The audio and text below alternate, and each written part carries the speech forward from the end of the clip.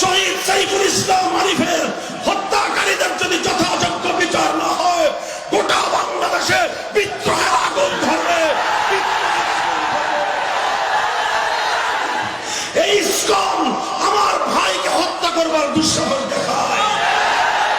আমরা ধৈর্য ধারণ করছি, আমরা ধৈর্যের চরম পরাকাষ্ঠা প্রদর্শন করছি, আমরা আমাদের কর্মীদেরকে শান্ত রাখার চেষ্টা করছি। এটাকে যদি কেউ আমাদের দুর্বলতা ভাবেন, বোকার স্বর্গে বসবাস করবেন। স্পষ্ট ভাষায় বলতে চাই, এই যে আমার ভাইকে যারা হত্যা করব, শহীদ সাইফুল ইসলাম আরিফের হত্যাকারীদের যদি যথাযোগ্য বিচার না হয়, গোটা বাংলাদেশে বিদ্রোহের আগুন ধরবে।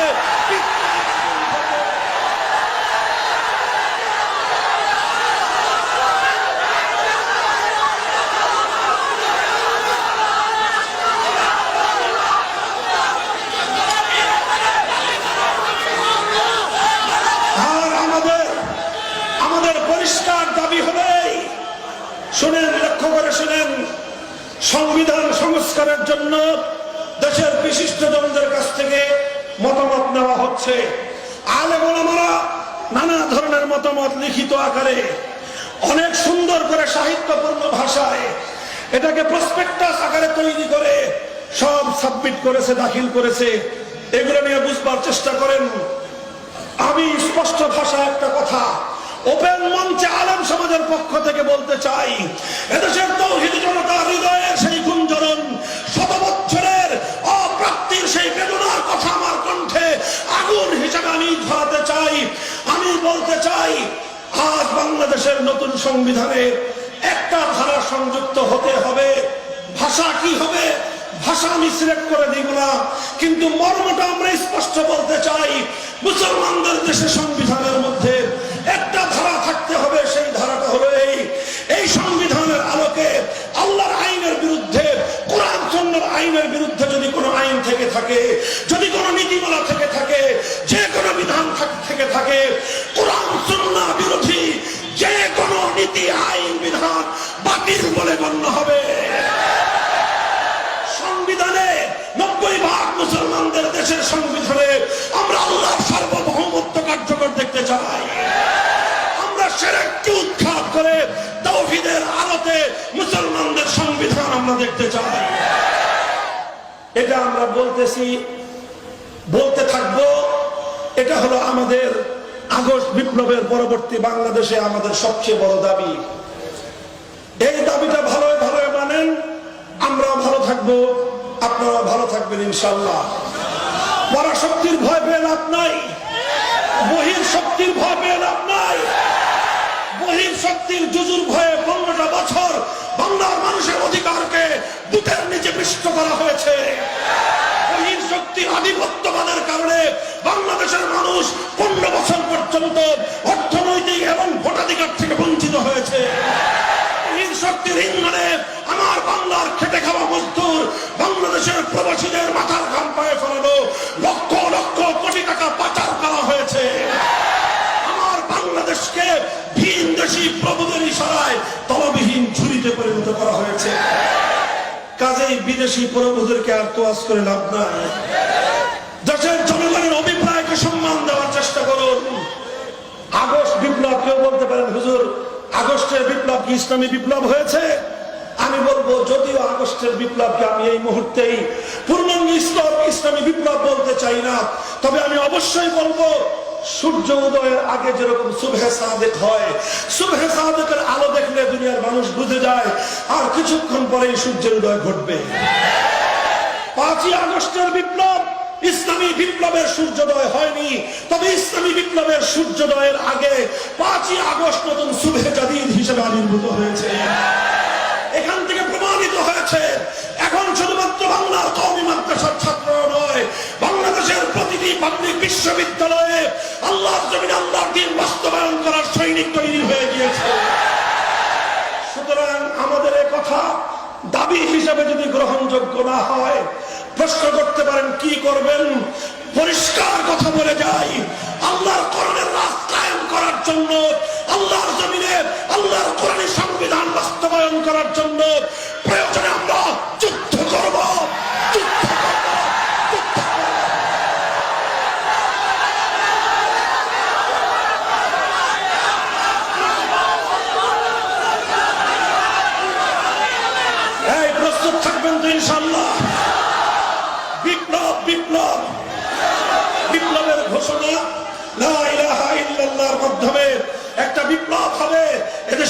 বিধান হবে আল কোরআন।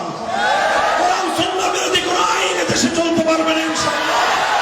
তোমরা সাহস করো, হিম্মত করো, বেশি নয় 2000 আবু সাঈদের রক্তের মাধ্যমে যেভাবে আধিপত্যবাদী ভারতীয় দেশবাদাস বিতাড়িত হয়েছে, আর 2000 শহীদের রক্তের বিনিময়ে বাংলার মাটিতে কোরআনের রাজ কায়েম হবে, খেলাফত কায়েম হবে।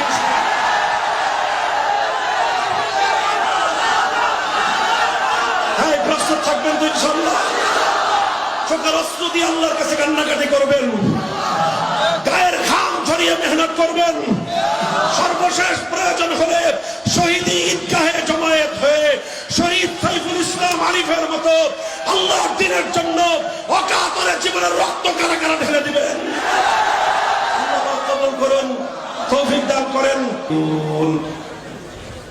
يريدون أن يتحاكموا إلى الطاغوت وقد أمروا أن يكفروا به ويريد الشيطان أن يضلهم ضلالا بعيدا.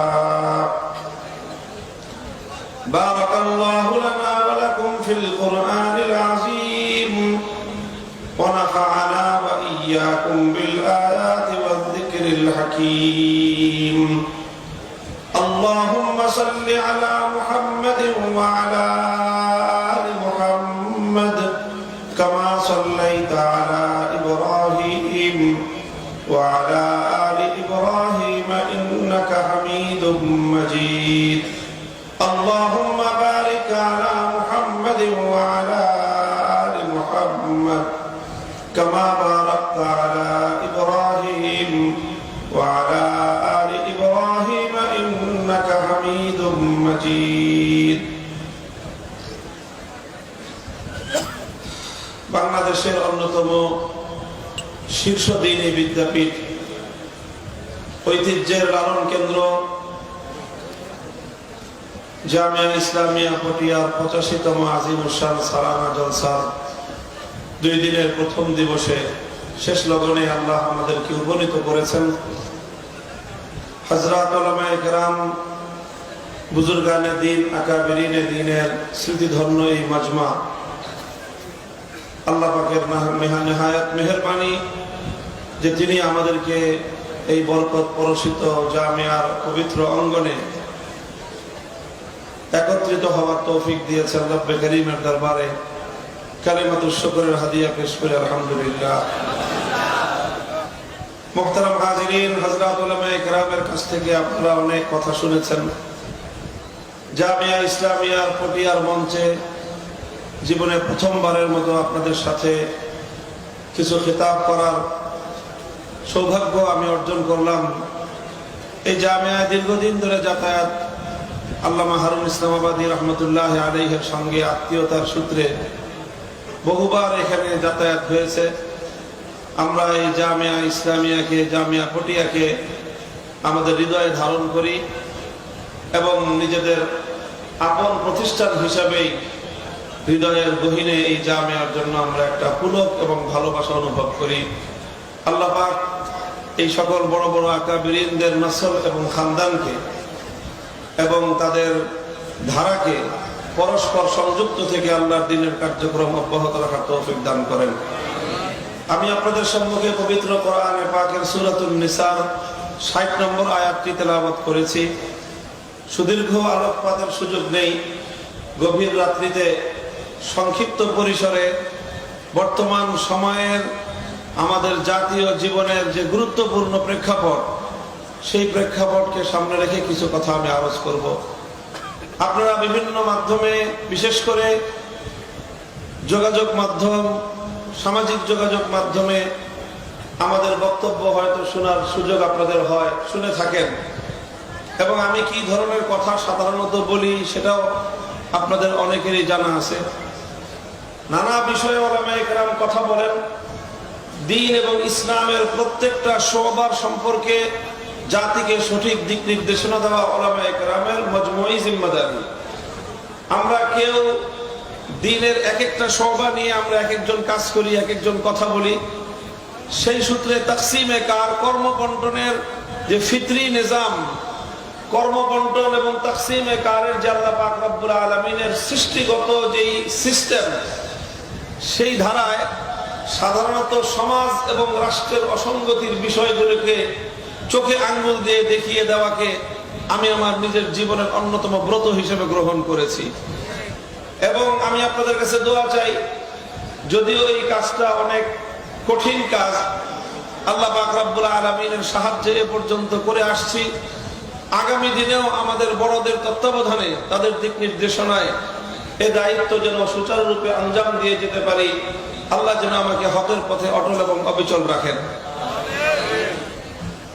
সমাজ এবং জাতীয় জীবনের গুরুত্বপূর্ণ বিষয়গুলোতে উলামায়ে কেরামের পক্ষ থেকে দিক নির্দেশনা যদি না থাকে, তাহলে কওম এবং মিল্লাত গভীর সংকটে নিপতিত হবে। মানুষ একসময় বাতিলকে হক মনে করতে আরম্ভ করবে এবং মানুষ একসময় তাদের জাতীয় জীবন থেকে ইসলামকে নির্বাসনে পাঠিয়ে দিবে। জাতীয় জীবনে যখন ইসলাম নির্বাসিত হবে, ব্যক্তিগত জীবনে ধর্ম এবং দ্বীন পালন করা সম্ভব হবে না। এই জন্য আমরা পরিষ্কার ভাষায় বলছি যে যেখানে অসঙ্গতি দেখব, যেখানে কোরআন এবং সুন্নাহ বিরোধী কার্যকলাপ দেখব, জীবনের কি পরিণাম হবে সেই পরিণাম নিয়ে ভাবার আগে নিজের উপর আল্লাহ এবং তার রাসূলের পক্ষ থেকে অর্পিত দায়িত্ব পালনে আমরা সচেষ্ট হব। সমাজ এবং রাষ্ট্রের যে কোনো অসঙ্গতির বিষয়ে আমরা কথা বলবো, রাষ্ট্র এবং রাজনীতি নিয়ে কথা বলবো।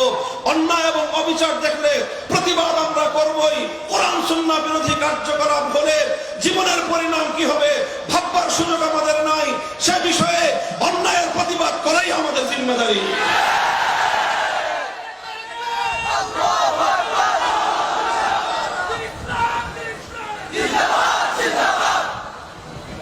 মুহতারাম হাজিরিন, কোরআনে পাকের যে আয়াত আমি আপনাদের সম্মুখে তেলাওয়াত করেছি, এর সংক্ষিপ্ত ভাবার্থ আমি আপনাদের সম্মুখে প্রথম তুলে ধরি। তরজমাটা আল্লাহ বলেছেন এবং বড় আশ্চর্য নিয়ে আল্লাহ বলেছেন, বিস্ময় নিয়ে আল্লাহ বলেছেন যে এটা কিভাবে সম্ভব।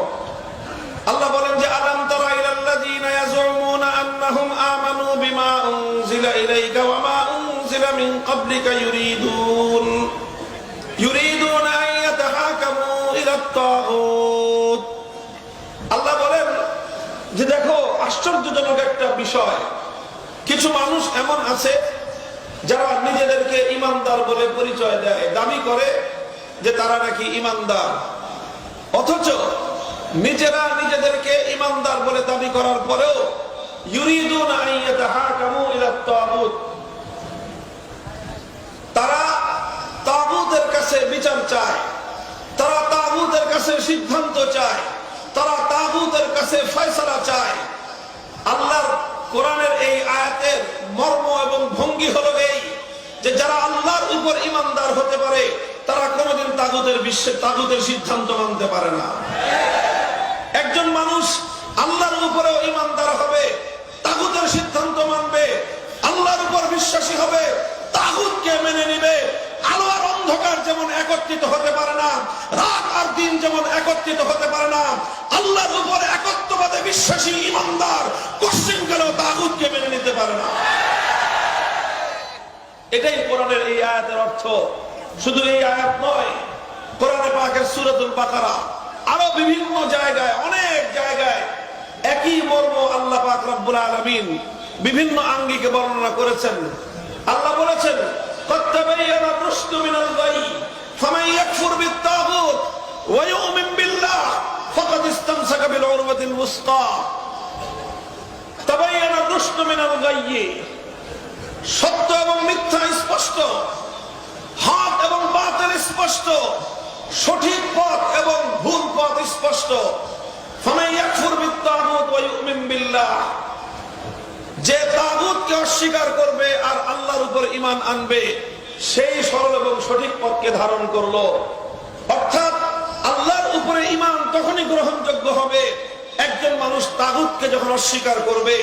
আর একজন মানুষ যখন তাগুতকে স্বীকার করবে, সে ব্যক্তি জীবনে অনেক কিছু হতে পারে, হাজি গাজি পাজি হতে পারে, ঈমানদার হতে পারে না।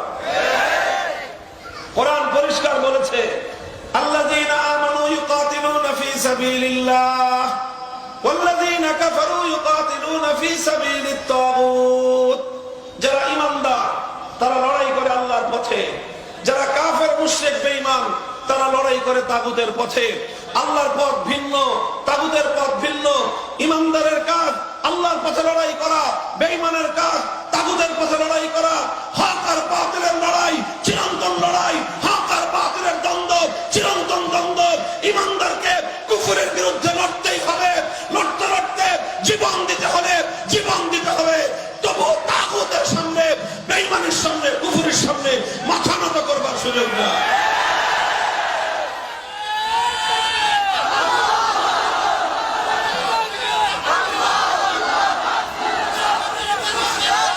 মুহতারাম হাজিরিন, কথার একটা ঐতিহাসিক সূত্র ধরে আমি এই বিষয়ে কিছু কথা বলবো। সেই আলোচনায় যাওয়ার আগে আমাকে তাগুতের পরিচয় দিতে হবে। কোরআনে পাকের বহুল ব্যবহৃত একটা শব্দ হলো আত-তাগুত। মা হুয়া আত-তাগুত, মা মানা আত-তাগুত, এর ডেফিনিশন, এর সঙ্গে এবং এর পরিচয় সকল মুফাসসিরিনগণ আলোচনা করেছেন। কাদিমান ওয়া হাদিসান, সাহাবায়ে কেরামের যুগ থেকে নিয়ে বর্তমান কালের কোরআন গবেষক এবং মুফাসসিরিনে কেরামগণ, তারা সকলে তাগুতের যে পরিচয় দিয়েছেন সেই পরিচয়ের সারমর্ম হলো এই। প্রথমে বুঝেন গায়রুল্লাহ, বুঝেন আপনারা? বুঝেন গায়রুল্লাহ? গায়রুল্লাহ মানে কি বলেন? গায়রুল্লাহ মানে কি? আল্লাহ ছাড়া। গায়রুল্লাহ মানে এই পৃথিবীতে আল্লাহ ছাড়া যা আছে সবই কি? আল্লাহ ছাড়া যা আছে সব গায়রুল্লাহ।